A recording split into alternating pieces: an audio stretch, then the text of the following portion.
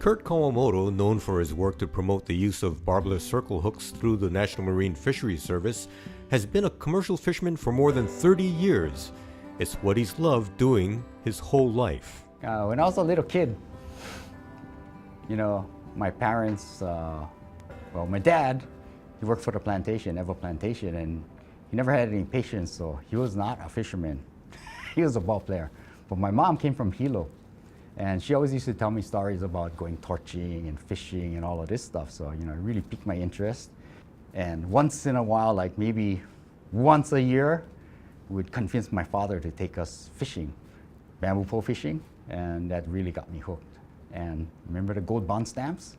Got my first fishing pole from that. Man, I had to save a lot of stamps. We finally got a fishing pole. It's like, oh man, I think I still have it to this day. When I was in college, I used to go fishing with my good friend, Clayward. He was the first guy I really went fishing, bottom fishing with, and we learned together. We'd go out Hawaii Kai or to the banks, and we didn't have an electric reel. We had to use the regular senators and stuff. Man, your arm really got sore, but we give it a try. After college, Kurt was hired by Skippy Howe from Hawaii's Division of Aquatic Resources to work on a boat in the northwestern Hawaiian Islands. So Skippy had contacted me to be an observer. We had to log every single fish. I measured every fish that the boat caught. We stayed out there 46 days, went all the way, pretty much all the way to Midway. We were out there 46 days, ran out of food. Well, of course, we had plenty of fish, so that was a very interesting experience for me. The first time being way out at sea like that. I always wanted to go up there. And after I came back, because I did so much stuff on the boat, and the captain really liked me, he hired me. And the first mate on that boat, the person who was running the Wicked Wahine was Charlie Yamamoto. Man, a few words. We had to watch and figure out what they're doing. I'd ask him a lot of questions about how do you catch fish, how do you find fish, what do you look for, where do you go? I had a million questions, but he wouldn't answer. Because a lot of it was, you gotta watch and you gotta learn, and you internalize it and you take that and you make it your own. He must have really liked me because he started opening up, and I'd ask him, how do you do this? Why do you do this? And he would tell me in so many words. The places we would fish, he could tell you how deep it was, how long ago he had fished it, what size fish you were gonna catch, what species of fish you were gonna catch.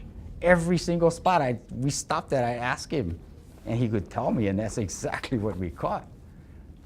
It was amazing. It was just so much knowledge in his head.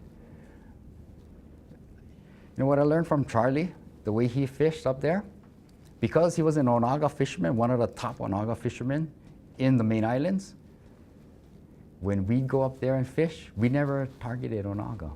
Never, except this one time that I begged him, because he always told me, there's more Onaga in the ocean than Opakapaka. That's what he thought. There's more Onaga out there than Opakapaka. And that's probably because not everybody can catch Onagas. I fished with him for quite a while, and then until we actually crashed the boat on Maui.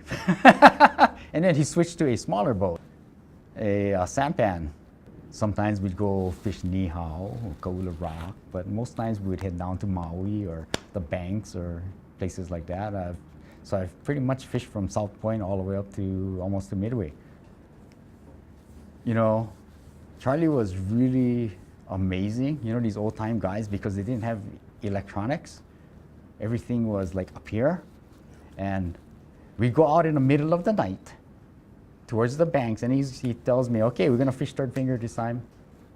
And he set the course and he'd go on time. So I'd be up there and ask him, oh, how you know? He said, oh yeah, well, set the course, the speed is about this, and it should take us this long. So, maybe a little while before that, he'd turn on the depth recorder, and we'd be on the bank, and he'd go, this deep, this deep, this deep, and he's watching it, and he said, oh, pretty soon, within the next so many minutes, we're going to hit a drop, and then it's going to go down to this deep, and then it's going to come up to here, and then, then that's the spot. And he'd walk out on the back deck, and he'd look towards Oahu, and then he'd look towards Molokai, and then he'd look towards Lanai and get his lineups in the middle of the night, which was just blew my mind. And it's like, okay, go outside. had to try anchor. So everything we did was anchor, anchor, anchor, anchor, anchor, which is how the old guys used to do it.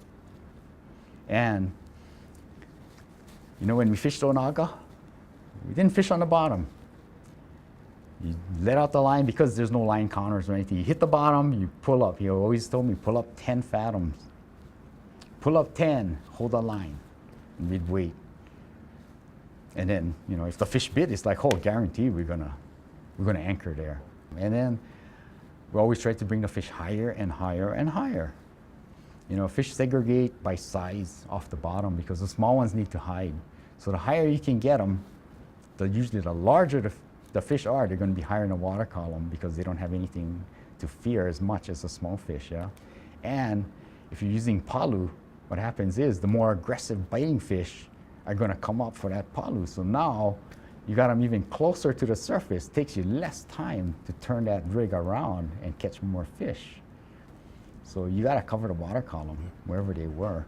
And in those days, the kinds of depth recorders we had, you know, I used to be amazed that when I first started fishing with Clayward, we had, you know, the regular paper recorders with the stylus, and you know, and you smell that burnt paper all night, you know, and that's what Charlie had. And he'd watch that thing, and I'd be right there next to him watching that recorder, and the stylus would go, whoosh, whoosh, whoosh, whoosh, and it'd make those marks, yeah.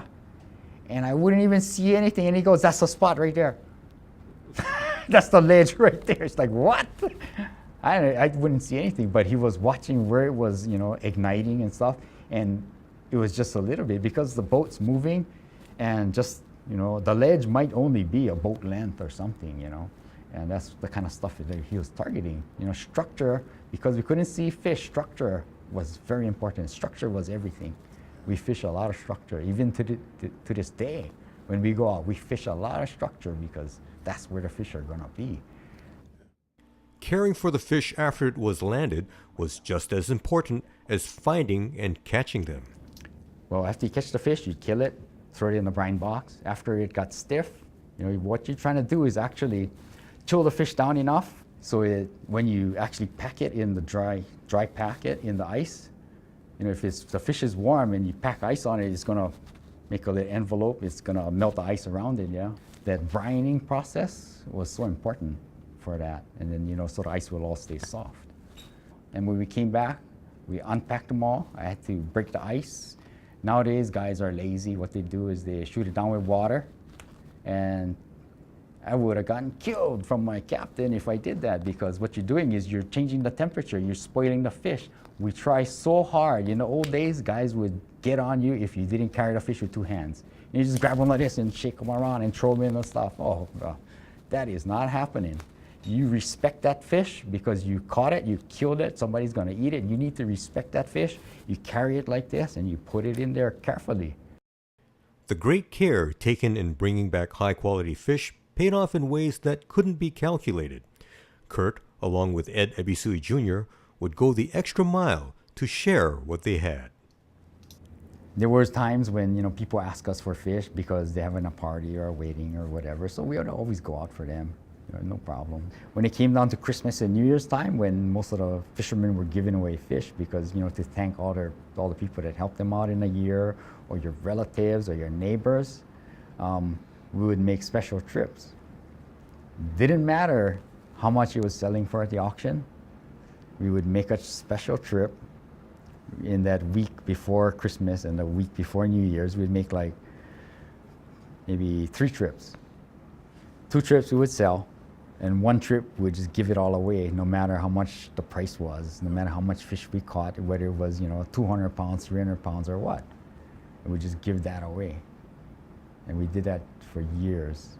I feel really proud to be a fisherman like this, that I can catch this fish. I can provide fish for people to eat. People who can't go fishing, who can't catch fish, you know, they're too old. You know, all of our kupunas, all of our grandmas and grandpas and everybody, they can't go out and catch fish.